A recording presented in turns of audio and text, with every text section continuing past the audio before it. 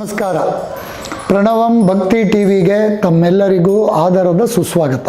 ಈ ನಮ್ಮ ಎಪಿಸೋಡಲ್ಲಿ 12 ರಾಶಿಗಳು ಮೇಷ, ವೃಷಭ, ಮಿಥುನ, ಕರ್ಕಾಟಕ, ಸಿಂಹ, ಕನ್ಯಾ, ತುಲಾ, ವೃಶ್ಚಿಕ, ಧನು, ಮಕರ, ಕುಂಭ, ಮೀನ ಈ ರಾಶಿಗಳಿಗೆ ಅಧಿಪತಿ ಯಾವುದು, ಅದು ಯಾವ ತತ್ವ ಅಂತ ತಮ್ಮೆಲ್ಲರಿಗೂ ತಿಳಿಸಿಕೊಡ್ತೀನಿ.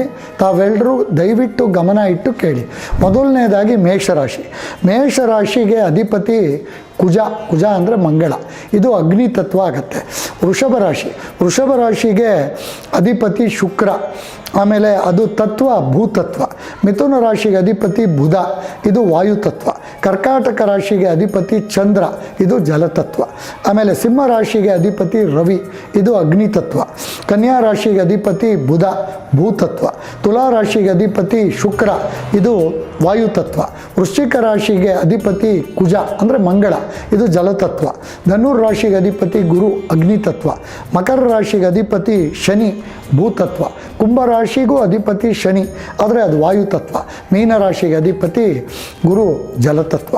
ಈಗ ಯಾವ್ಯಾವ ರಾಶಿಯವರು ಏನೇನು ದೀಪ ಹಚ್ಚಬೇಕು, ಎಷ್ಟು ಬತ್ತಿನಲ್ಲಿ ಹಚ್ಚಬೇಕು, ಯಾವ ಎಣ್ಣೆಯಲ್ಲಿ ಹಚ್ಚಿದ್ರೆ ಶುಭ ಫಲ ಅಂತ ನಾವು ನೋಡೋಣ. ಮೊದಲನೇದಾಗಿ ಅಗ್ನಿತತ್ವ ರಾಶಿಯವರೆಲ್ಲ ಅಂದರೆ ಮೇಷರಾಶಿ, ಸಿಂಹರಾಶಿ, ಧನುರ್ರಾಶಿ ಇವರು ಹಿತ್ತಾಳೆ ಒಂದು ದೀಪ ಹಚ್ಚಬೇಕು, ಬತ್ತಿ ಪೂರ್ವಕ್ಕಿರಬೇಕು. ಗಮನಿಸಿ ವೀಕ್ಷಕರು. ಆಮೇಲೆ ಭೂತತ್ವ. ಈ ಭೂತತ್ವ ಅಂದರೆ ವೃಷಭ ರಾಶಿ, ಕನ್ಯಾ ರಾಶಿ, ಮಕರ ರಾಶಿ. ಭೂತತ್ವ ಮಣ್ಣಿನ ದೀಪ ಹಚ್ಚಬೇಕು, ಇದು ಬತ್ತಿ ಉತ್ತರಕ್ಕಿರಬೇಕು. ಆಮೇಲೆ ಜಲತತ್ವ ರಾಶಿಗಳು ಕರ್ಕಾಟಕ, ವೃಶ್ಚಿಕ ಹಾಗೂ ಮೀನ. ಅವರು ಬೆಳ್ಳಿ, ಯಾವುದಾರ ಬೆಳ್ಳಿದಿರುತ್ತಲ್ಲ ನೀಲಾಂಜನ, ಅದರಲ್ಲಿ ದೀಪ ಹಚ್ಚಬೇಕು. ಆ ಬತ್ತಿ ದಕ್ಷಿಣಕ್ಕೆ ಇರ್ಬೋದು, ಕೆಲವರಿಲ್ಲ ಸರ್ ಉತ್ತರಕ್ಕೆ ಇಡ್ಬೋದು. ಈ ವಾಯುತತ್ವ ಮಿಥುನ ರಾಶಿ, ತುಲಾ ರಾಶಿ, ಕುಂಭರಾಶಿ, ಇದು 3 ವಾಯುತತ್ವ.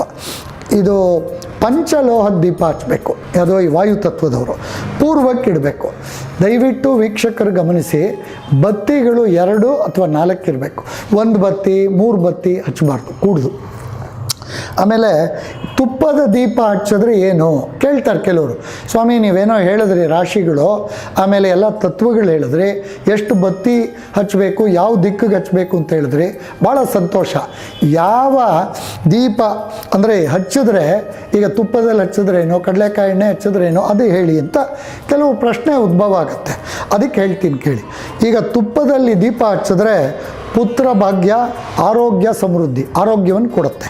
ಹಾಗೆ ಕೊಬ್ಬರಿ ಎಣ್ಣೆ ದೀಪ, ಹಿಂದಿನ ಕಾಲದಲ್ಲಿ ತೆಂಗಿನ ಗಿಡ ಇತ್ತು, ಎಲ್ಲ ಕಡೆಯೂ ಇರುತ್ತೆ. ಆ ತೆಂಗಿನ ಗಿಡದಲ್ಲಿ ತೆಂಗಿನ ಗಿಡದಲ್ಲಿ ತೆಂಗಿನಕಾಯಿ ಬಿಡೋದು, ಆ ತೆಂಗಿನಕಾಯಿನಲ್ಲಿ ಎಳ್ನೀರು, ಆಮೇಲೆ ಕೊಬ್ಬರಿ ಮಾಡೋರು. ಆ ಕೊಬ್ಬರಿ ಎಣ್ಣೆನೇ ಉಪಯೋಗಿಸೋರು, ಯಾವುದಕ್ಕೆ ಅಡುಗೆಗೆ ಇಲ್ಲ. ಕೊಬ್ಬರಿ ಎಣ್ಣೆ ದೀಪನೂ ಅತ್ಯಂತ ಶ್ರೇಷ್ಠ. ಅದು ಹಚ್ಚೋದ್ರಿಂದ ತಮ್ಮ ಮನೆ ಕುಲದೇವರು ದೇವಿಗೆ ಧನ, ಧಾನ್ಯ, ಸುಖ, ಸಮೃದ್ಧಿ, ಲಕ್ಷ್ಮೀ ಕಟಾಕ್ಷ ಇವೆಲ್ಲ ದೊರಕತ್ತೆ. ಆಮೇಲೆ ಕಡಲೆಕಾಯಿ ಎಣ್ಣೆ, ಇದು ಗುರು ಅಂತೀವಿ, ಶಾಂತಿ ಉಂಟಾಗತ್ತೆ, ಶಾಂತವಾಗಿರ್ತಾರೆ ಅವರು. ಆಮೇಲೆ ಗುರುಗಳ ಒಂದು ಅನುಗ್ರಹ ಉಂಟಾಗುತ್ತೆ ಕಡಲೆಕಾಯಿ ಎಣ್ಣೆನಲ್ಲಿ ದೀಪ ಹಚ್ಚಿದ್ರೆ. ಎಳ್ಳೆಣ್ಣೆ ದೀಪ ಎಷ್ಟೋ ಜನಕ್ಕೆ ಗೊತ್ತಿರುತ್ತೆ, ಅದು ಆರೋಗ್ಯ ಪ್ರಾಪ್ತಿಯಾಗುತ್ತೆ. ಹಿರಿಯರ ಆತ್ಮ ಶಾಂತಿ ಅಂದರೆ ಪಿತೃಗಳಿಗೀಗ ಅದು ಶಾಂತಿ, ಅವ್ರ ಅನುಗ್ರಹ, ಅವ್ರ ಆಶೀರ್ವಾದ. ಆಮೇಲೆ ಶನಿ ದೇವಸ್ಥಾನ. ಶನಿ ಅಂದರೆ ಶನೇಶ್ಚರ ಅಂತ ಹೇಳಬೇಕು. ಶನಿ ಅಂದರೆ ನಿಧಾನ, ಚರ ಅಂದರೆ ಚಲಿಸೋದು, ಶನೇಶ್ಚರ ಅಂತ ಅನ್ಬೇಕು, ಶನೇಶ್ವರ ಅಲ್ಲ. ಆಮೇಲೆ ಶನಿವಾರ ಎಳ್ಳೆಣ್ಣೆ ದೀಪ ಶನಿ ಮಹಾತ್ಮನ ಗುಡಿಗೆ ಹಚ್ಬೋದು. ಆಂಜನೇಯ ಅಂದರೆ ವಾಯುದೇವರು, ಪ್ರಾಣದೇವರು, ಮುಖ್ಯ ಪ್ರಾಣದೇವರು, ಮಾರುತಿ, ಹನುಮಾನ್ ಗುಡಿಗೆ ಹಚ್ಚಿದ್ರೆ ಅತ್ಯಂತ ಶ್ರೇಷ್ಠ.